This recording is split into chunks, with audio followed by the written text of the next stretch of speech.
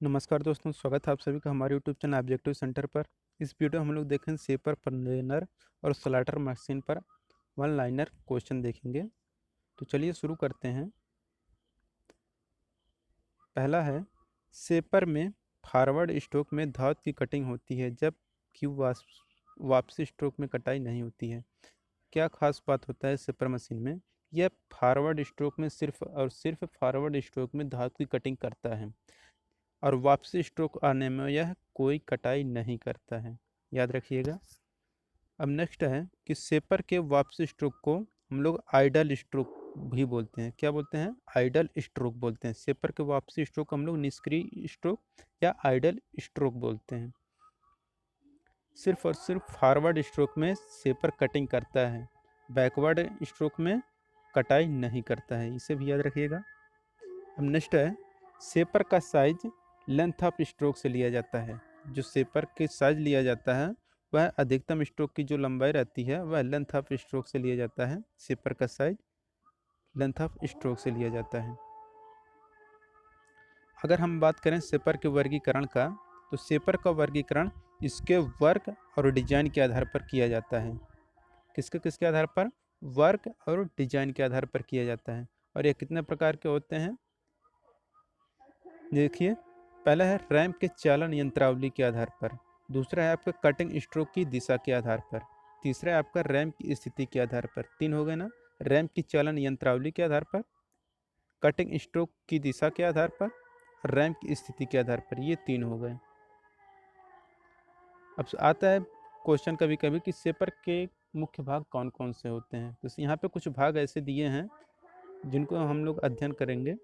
देखिए, पहले है आपका बेस रहता है, आपका दूसरा हो गया कॉलम, क्रॉस रेल हो गया, सैडल हो गया, टेबल हो गया, रैम हो गया, टूल हेड हो गया, क्लैपर बॉक्स हो गया, बुल गियर हो गया, रॉकर आर्म होगा। कभी कभी ऐसे क्वेश्चन आ जाता है कि शेपर के भाग कौन से नहीं है, इसमें से कोई आपका तीन उठा के दे देगा और चौथा किसी और का उठा के देगा। तो उसमें से आपको छांटना रहता है कौन सा भाग नहीं है शेपर का। तो यहाँ हम लोग जान लेंगे कि शेपर के भाग कौन कौन से होते हैं। बेस होता है, कॉलम होता है, क्रॉस रेल होता है, सैडल होता है, टेबल होता है, रैम होता है, टूल हेड होता है, क्लैपर बॉक्स होता है, बुल गियर और रॉकर आर्म। ये मुख्य भाग होते हैं शेपर के। शेपर मिश्रित कार्यों जैसे प्लेनिंग, सरफेसिंग, नोचिंग और की सेटिंग तथा चपटी सतहों को बनाने के लिए प्रयोग किया जाता है। किसको किसको? शेपर को जो प्रयोग किया जाता है आपको प्लेनिंग करने के लिए, सरफेसिंग करने के लिए, नॉचिंग करने के लिए और की सीटिंग के लिए तथा चपटी सतहों को बनाने के लिए करते हैं। शेपर मशीन में रैम टूल के साथ पश्चाग्र गति करता है।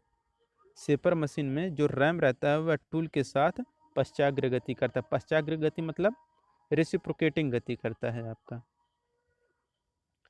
अब नेक्स्ट है कि शेपर मशीन में साधारणतः सबसे अधिक प्रयोग होने वाला क्रैंक तथा स्लॉटेड लिंक यंत्र विन्यास यानी कि crank and slotted link mechanism है। शेपर मशीन में कौन सा मैकेनिज्म यूज किया जाता है? तो आप बोलेंगे crank and slotted link mechanism use किया जाता है। क्वेश्चन बहुत बार पूछेगा कि शेपर मशीन में कौन सा मैकेनिज्म यूज किया जाता है, तो वहाँ पे आप बोलेंगे crank and slotted link mechanism. Next है कि शेपर पर बड़े आकार के जाप को क्लैंप, बोल्ट तथा वर्ग की सहायता से पकड़े जाते हैं। शेपर पर अगर आपको बड़ा आकार के जाप को पकड़ना है तो उसके लिए हम लोग क्लैंप, बोल्ट और वर्ग इन तीनों की सहायता से पकड़ते हैं बड़े जाप को शेपर पर। नेक्स्ट है कि शेपर में जाप का जो फीडिंग होता है वह मेज को चलाकर यानी कि टेबल मूवमेंट किया जाता है। शेपर में जो जाप का फीडिंग होता है यानी कि भरण होता है वह मेज को चलाकर किया जाता है। नेक्स्ट है, शेपर में वर्कपीस स्थिर रहता है। क्या रहता है? शेपर में वर्कपीस स्थिर रहता है और जो टूल रहता है वह आपको रेसिप्रोकेटिंग मोशन करता है। यह क्वेश्चन बहुत इंपॉर्टेंट है। पूछता है ऐसे कि शेपर में वर्कपीस क्या रहता है, तो वर्कपीस स्थिर रहता है और जो टूल रहता है वह आपका रेसिप्रोकेटिंग मोशन करता है। नेक्स्ट है, कह रहा है कि प्लेनर में टूल स्थिर रहता है। शेपर में हम लोग जान लिए। अब प्लेनर की बात आ गया कि प्लेनर में क्या होता है, टूल स्थिर रहता है और वर्कपीस रेसिप्रोकेट करता है। याद रखिएगा कि प्लेनर में क्या होता है, आपका टूल फिक्स रहता है और वर्कपीस पश्चाग्र गति करता है। और सेपर में फॉरवर्ड स्ट्रोक में धातु की कटाई होती है। सेपर में जो फॉरवर्ड स्ट्रोक में धातु की कटाई होती है, और जबकि प्लेनर में क्या होता है, पश्चाग्र स्ट्रोक में धातु की कटाई होती है। याद रखिएगा, यह बहुत इंपॉर्टेंट है कि सेपर में फॉरवर्ड स्ट्रोक में धातु की कटाई होती है और प्लेनर में क्या होता है, पश्चाग्र स्ट्रोक में कटाई होती है धातु की। अब है प्लेनर। प्लेनर में अग्र स्ट्रोक में धातु की कटाई नहीं होती है। प्लेनर में अग्र स्ट्रोक में धातु की कटाई नहीं होती है, याद रखिएगा। अब है कि सेपर में बुल गियर एक पिनियन के द्वारा चलाई जाती है। बुल गियर किसके द्वारा चलाया जाता है, पिनियन के द्वारा चलाया जाता है। सेपर में बुल गियर किसके साथ चलाया जाता है, पिनियन के द्वारा। अब नेक्स्ट है, सामान्यतः सेपर का फॉरवर्ड तथा रिटर्न स्ट्रोक का अनुपात 3:2 का अनुपात होता है। फॉरवर्ड और रिटर्न स्ट्रोक का जो रेशियो होता है वह 3:2 का अनुपात होगा। यानी कि जब सेपर आपका फॉरवर्ड स्ट्रोक में रहता है तो वह 3 गुना समय लेता है। अगर अगर 5 है टोटल तो वह 3 गुना समय लेता है, आते वक्त 2 गुना समय लेता है। याद रखिएगा, ऐसे 3:2 का अनुपात रहता है। सेपर में बुल गियर का पूर्ण चक्र रैंप को एक फॉरवर्ड स्ट्रोक और एक रिटर्न स्ट्रोक देता है। ये भी इंपॉर्टेंट है कि सेपर में बुल गियर का संपूर्ण चक्र रैंप को एक फॉरवर्ड स्ट्रोक और एक रिटर्न स्ट्रोक, यानी कि एक फॉरवर्ड और एक रिटर्न स्ट्रोक देता है एक संपूर्ण चक्र में, जो बुल गियर रहता है वो। अब नेक्स्ट है कि सेपर पर कॉन्वेक्स और कॉन्केव सरफेस को मशीनिंग किया जाता है। सेपर मशीन पर हम लोग क्या करते हैं, अवतल और उत्तल जो सतह होता है हम लोग उसका मशीनिंग करते हैं। नेक्स्ट है, सेपर का वह भाग जो टेबल को सपोर्ट देता है उसे हम लोग सैडल बोलते हैं। सेपर का वह भाग जो टेबल को सपोर्ट देता है उसे हम लोग क्या बोलते हैं, सैडल। अब नेक्स्ट है, सेपर में क्विक रिटर्न गति का मुख्य उद्देश्य सेपर के निष्क्रिय समय को कम करना है। तो देखिए यहाँ पे जो निष्क्रिय समय को हम लोग कम करने के लिए किस मैकेनिज्म का यूज करते हैं, क्विक रिटर्न मैकेनिज्म। सेपर में हम लोग किस मैकेनिज्म का यूज करते हैं, क्विक रिटर्न मैकेनिज्म। यह बहुत इंपॉर्टेंट है, क्विक रिटर्न मैकेनिज्म। ये अक्सर पूछा जाता है कि सेपर में कौन सा मैकेनिज्म यूज किया जाता है, तो क्विक रिटर्न मैकेनिज्म, याद रखिए। अब नेक्स्ट है कि सेपर में क्लेपर बॉक्स का उपयोग रिटर्न स्ट्रोक के समय टूल को उठाने के लिए किया जाता है। क्लेपर बॉक्स का जो उपयोग रहता है वह रिटर्न स्ट्रोक के समय टूल को उठाने के लिए किया जाता है। क्लेपर बॉक्स का उपयोग याद रखिएगा। नेक्स्ट है कि बुल गियर एक ही दिशा यानी कि क्लॉकवाइज डायरेक्शन में अपनी गति जारी रखता है। बुल गियर जो रहता है सिर्फ और सिर्फ क्लॉकवाइज डायरेक्शन में अपनी गति जारी रखता है। नेक्स्ट है कि क्विक रिटर्न मैकेनिज्म के द्वारा रैम पश्चाग्र गति करता है, यानी कि रेसिप्रोकेटिंग गति करता है, आगे पीछे चलता है। क्विक रिटर्न मैकेनिज्म की सहायता से रेसिप्रोकेटिंग मोशन में आता है ये। अब है कि सेपर पर छोटे साइज को जाप बनाए जाते हैं। सेपर पर छोटे साइज के क्या बनाए जाते हैं, जाप बनाए जाते हैं छोटे साइज के। अब है कि सेपर में भारी कट तथा अधिक फीड नहीं दी जा सकती है। भारी कट और अधिक फीड नहीं दी जा सकती है सेपर पर। नेक्स्ट है कि सेपर मशीन में चाल स्ट्रोक की पूरी लंबाई में बदलती रहती है। जो सेपर मशीन की जो चाल होती है स्ट्रोक की पूरी लंबाई में बदलती रहती है। अब नेक्स्ट है कि प्लेनर पर बड़े साइज के जब मशीन किए जाते हैं। प्लेनर पर बड़े साइज के जब बनाए जाते हैं, जबकि सेपर में आपका छोटे साइज का, सेपर में छोटे साइज और प्लेनर में बड़े साइज के जब मशीन किए जाते हैं।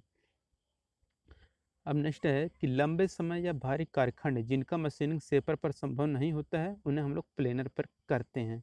याद किए रहिएगा कि छोटे साइज के लिए हम लोग सेपर यूज करते हैं और बड़े साइज के लिए हम लोग किसका, प्लेनर का यूज करते हैं। ये इंपॉर्टेंट है। अब है कि प्लेनर में मुख्य पश्चाग्र गति वर्कपीस करता है। प्लेनर में जो रेसिप्रोकेटिंग मोशन करता है वह क्या रहता है, आपका वर्कपीस रहता है। सेपर और प्लेनर जो रहता है एक दूसरे का अपोजिट ही रहता है, याद रखिएगा। प्लेनर में जो फीड रहता है यह केवल औजार पर दी जाती है। प्लेनर में जो फीड दी जाती है या टूल पर दी जाती है। इंपॉर्टेंट है, प्लेनर में जो फीड दी जाती है टूल पर दी जाती है। नेक्स्ट है कि प्लेनर का जो साइज रहता है वह किसके द्वारा मशीनित की जाने वाली अधिकतम लंबाई द्वारा प्रदर्शित की जाती है।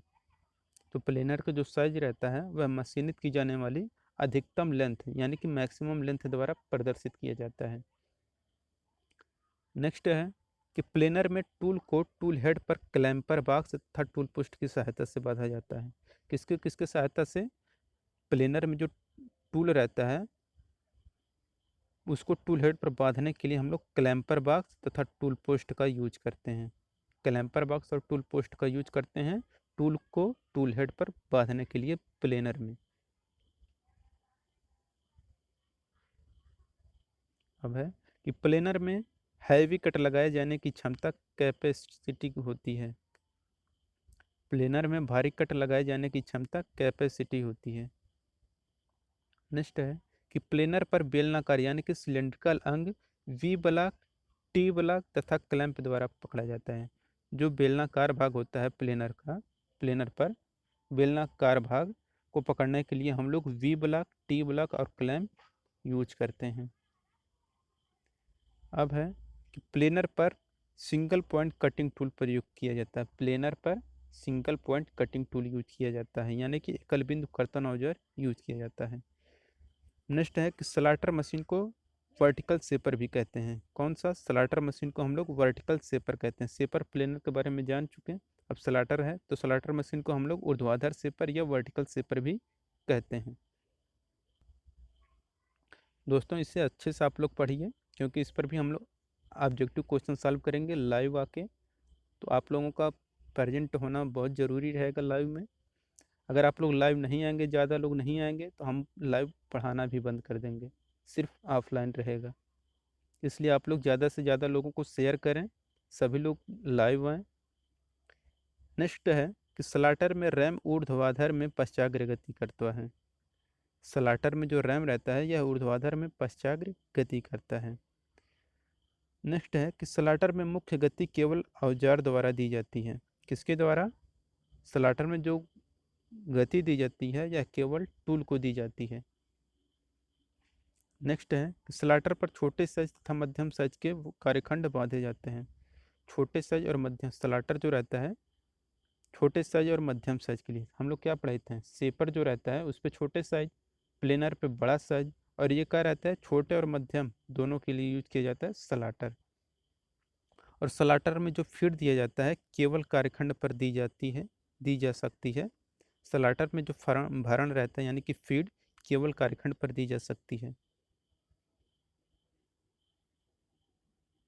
अब है कि स्लाटर के द्वारा आंतरिक तथा बाह्य दोनों प्रकार की सतहों का मशीनिंग किया जा सकता है। स्लाटर के द्वारा इंटरनल और एक्सटर्नल दोनों प्रकार के सरफेस की मशीनिंग की जा सकती है, याद रखिएगा। नेक्स्ट है कि स्लाटर पर छोटे तथा मध्यम कट लगाए जा सकते हैं। ये तो क्वेश्चन पहले भी आ चुका है।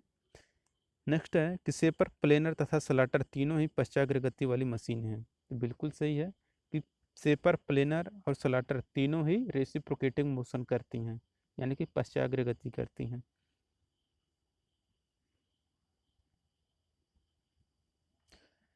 नेक्स्ट है कि सेपर, प्लेनर तथा स्लाटर मशीनों पर मौलिक रूप से समतल तथा वक्र सतहें प्राप्त की जाती हैं। सेपर, प्लेनर तथा स्लाटर मशीनों पर मौलिक रूप से समतल तथा वक्र सतहें प्राप्त की जाती हैं।